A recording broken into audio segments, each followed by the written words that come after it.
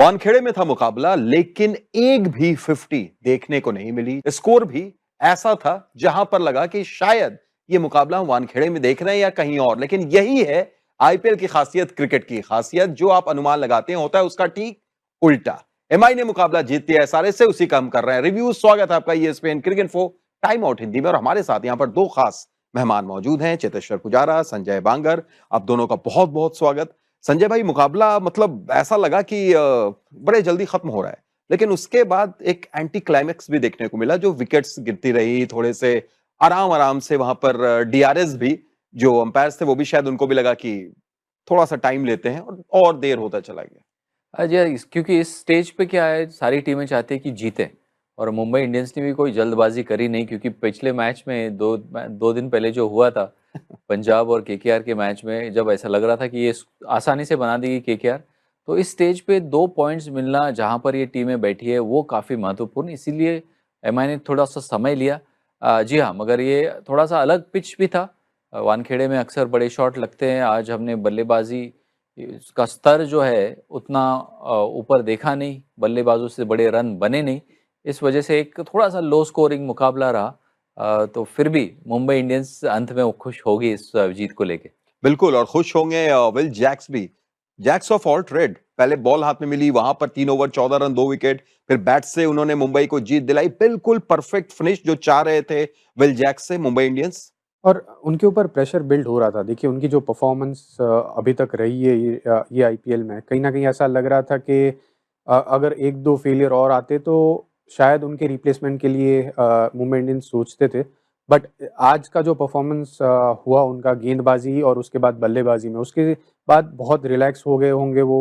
एक as a player आपको confidence की ज़रूरत होती है और ये गेंदबाज़ी और बल्लेबाज़ी दोनों में उनका अच्छा प्रदर्शन होने के बाद वो जो कॉन्फिडेंस है वो उनको मिल जाएगा और अगले जो मैचेस है वो वापस वानखेड़े में ही होने वाले हैं। तो वहाँ पर as a batsman, as a bowler तो उन्होंने अपना काम आज कर दिया, बट एज़ अ बैट्समैन मुझे लग रहा है कि आज के कॉन्फिडेंस के बाद उनकी बल्लेबाज़ी और बेहतर होती जाएगी। बिल्कुल, बल्लेबाजी तो बेहतर होगी संजय भाई, जिसके लिए वो जाने जाते हैं। लेकिन आज जिस वक़्त कंच शर्मा चोटिल हुए, और वो जो प्लानिंग थी हार्दिक पांड्या की, वो कहीं न कहीं थोड़ी-सी डिस्टर्ब हो गई होगी कि अब क्या करें?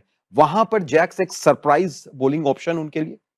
और उस ऑप्शन की वजह से उनको खेलने के लिए मौका भी मिला रहेगा, क्योंकि विल जैक्स का, जैसा पुजारा ने कहा कि बल्लेबाजी इतनी अच्छी नहीं हो रही थी, मगर एक चीज़ उनके हक में थी कि वो ऑफ स्पिन डाल सकते थे। तो उस कारण वो टीम में बने रहे और काफ़ी बार बल्लेबाजों को उनकी गेंदबाजी बचा देती है राइट। और उनको मतलब थोड़े से एक्स्ट्रा अपॉर्चुनिटीज़ मिल जाती है। वो ऑलराउंडर जब भी होता है ना, उसको ये बेनिफिट ज़रूर मिलता है। मगर उसके अलावा जिस तरह से हार्दिक ने कप्तानी करी, सारे गेंदबाजों का अच्छा इस्तेमाल किया और ज़रूरत ही नहीं पड़ी स्पिन की, क्योंकि मात्र 4 ओवर ही स्पिन से हुए, सेंटनर की भी पूरे ओवर नहीं कराए। तो जो भी सतह थी उसका बहुत अच्छा फ़ायदा उठाया तेज़ गेंदबाजों ने। बेशक। और अगर बैटिंग की बात हम करें, रोहित शर्मा का एक छोटा-सा कैमियो देखने को मिला, पुजी, लेकिन बड़ा तगड़ा कैमियो। जिस अंदाज में उन्होंने खेला, लगा कि पुराने वाले रोहित वापस आ रहे हैं। फिर उस पारी को आगे सूर्या ने भी अच्छे अंदाज में बढ़ाया। तो ये एक पॉजिटिव साइन, छोटे स पॉजिटिव, लेकिन मुंबई इंडियंस के लिए अच्छी खबर। और सारे उनके बल्लेबाज आज अगर बात करें तो रायन लिटलटन ने जो शुरुआत करी रोहित के साथ, तो वो भी बहुत बढ़िया शुरुआत थी। तो सारे उनके जो बल्लेबाज हैं वो ऑलमोस्ट फॉर्म में आ रहे हैं।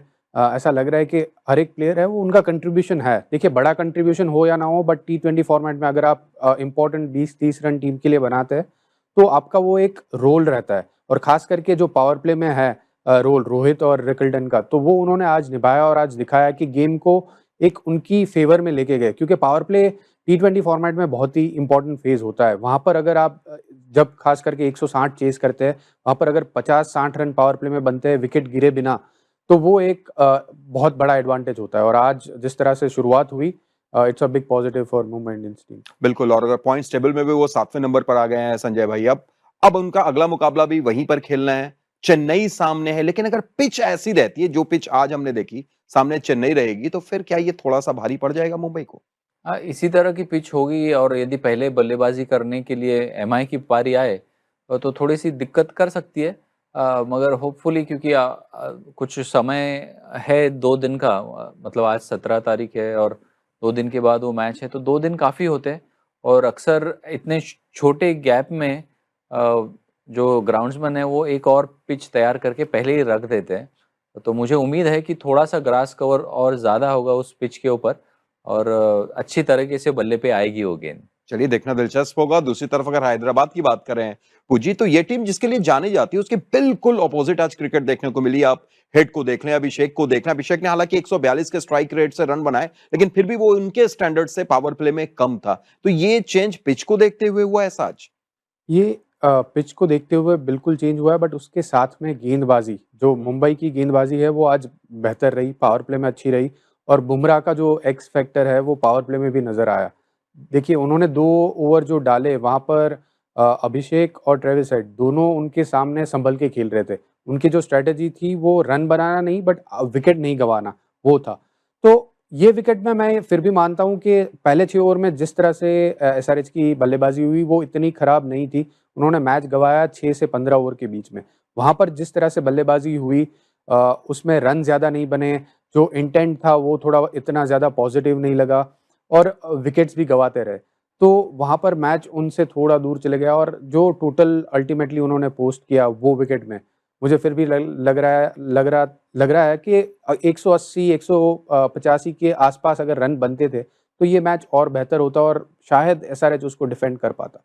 और संजय भाई, साथ ही में डिफेंड करने के लिए जब उन्होंने स्ट्रेटेजी का जो इस्तेमाल किया, वो भी क्या आप उसको कैसा देखेंगे? कंच शर्मा को आपने इम्पैक्ट प्लेयर लिया शमी की जगह, और सिर्फ माफ कीजिएगा, राहुल चहर को आपने इम्पैक्ट प्लेयर लिया शमी की जगह, और सिर्फ 1 ओवर आपने राहुल चहर से गेंदबाजी कराई।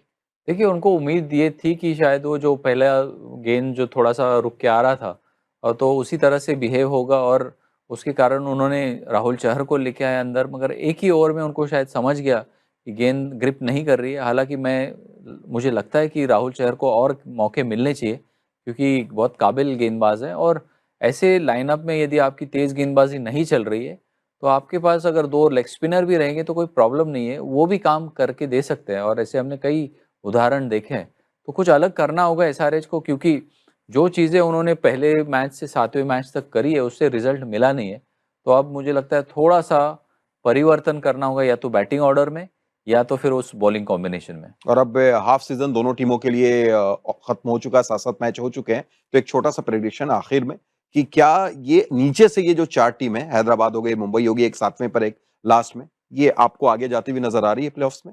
हैदराबाद की टीम मुझे नहीं लग रहा है कि वो प्लेऑफ्स तक पहुंचेगी, बट मुंबई इंडियंस की टीम बिल्कुल अभी फॉर्म में आ रही है। जिस तरह से बल्लेबाजी, गेंदबाजी, ओवरऑल परफॉर्मेंस जिस तरह से हो रहा है मुंबई इंडियंस का, तो वो मुझे लग रहा है कि प्लेऑफ्स तक पहुंच सकती है टीम। सेम संजय भाई, टर्न अराउंड कुछ? देखिए, एनर्जी अच्छी बरकरार है एमआई के ग्रुप में क्योंकि पिछले 4 मैच देखेंगे, 2 जीत है, 2 हार है और 2 हार भी आई है, वो क्लोज़ फाइट करके वो हारे हैं। और एसआरएच की वैसी बात नहीं है, एसआरएच ने बहुत गज़ब का मैच खेला, 245 चेज़ किए, मगर उसके अलावा अन्य जो पिछले 2-3 मैच है, वो एक तरफ़ा हारे हैं। तो मनोबल थोड़ा-सा नीचे होगा और इसी के कारण एसआरएच का बड़ा कठिन लगता है यहाँ से प्लेऑफ में पहुँचना। तो मुश्किल है डगर एसआरएच के लिए, लेकिन मुंबई आगे जाती हुई नजर आ रही है। बहुत बहुत शुक्रिया आपका भी पुजी, और आपका भी संजय भाई। आप क्या सोचते हैं? क्या आपको भी लगता है कि मुश्किल डगर हो चुकी है हैदराबाद की, या अभी भी कोई टर्न अराउंड हो सकता है? कमेंट करके जरूर बताएं और देखते रहिए ESPN cricket for time out Hindi.